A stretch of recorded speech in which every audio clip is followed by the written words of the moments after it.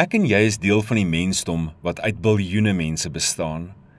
Hierdie gedagte laat 'n mens soms baie klein en insignificant voel.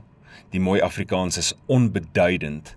Gebeure of 'n dokumentêr of 'n gesprek laat 'n mens soms besef dat jy maar 'n klein raadjie in die groot radwerk van die lewe is. Of jy staan op Tafelberg en voel soos 'n muurtjie. Onbelangrik. Jy dink niemand sien my raak nie. My bydra tot die lewe is eintlik betekenloos. En tog gee die Bybel ons die perspektief dat God ons raak sien. Hy sien selfs dwars deur ons, skryf die digter van Psalm 139. Hy ken elke gedagte, elke sel, elke emosie en elke motief. En dis vir hom belangrik. Ek en jy is nie niks nie, nie 'n nul nie. Ek lees iewers van 'n musikant wat die piccolo fluitjie in 'n simfonieorkes gespeel het. Die speler het 'n klein foutjie begaan en gedink Sir Michael Costa, die kondukteur en ander lede sou niks agterkom nie, maar dadelik het die kondukteur die simfonieorkes gestop toe hy die noot nie hoor nie en gevra, "Waar is die piccolo?" Die Here sien alles wat ek en jy doen, elke bydra, al sien ander dit nie raak nie, al waardeer hulle dit nie. Dis hoekom Jesus vir die Fariseërs kon sê dat 'n mens nie goed moet doen om deur ander raak gesien te word nie. God sien dit wel. En is daar 'n beginsel, die linkerhand moenie weet wat die regterhand doen nie. Ons het nie daai belonings nodig nie, want die Vader sal ons beloon. Wat ons doen, moet ons doen met die wete dat God dit weet, en ons doen dit vir hom, en dis genoeg.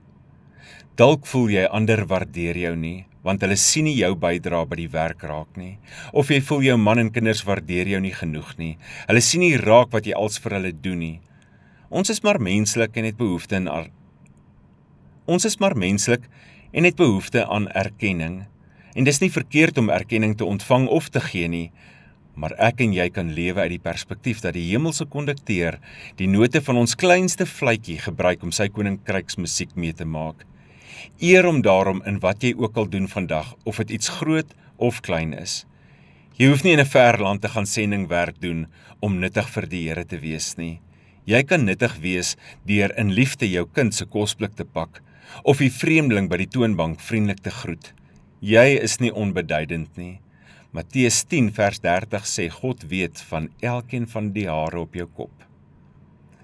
Ek gaan vir ons voor in gebed. Here, baie keer lê bose leuns u kinders lam, so lam dat u koninkryk en eer skade ly, want vrees ontmoedig ons om te waag en te probeer.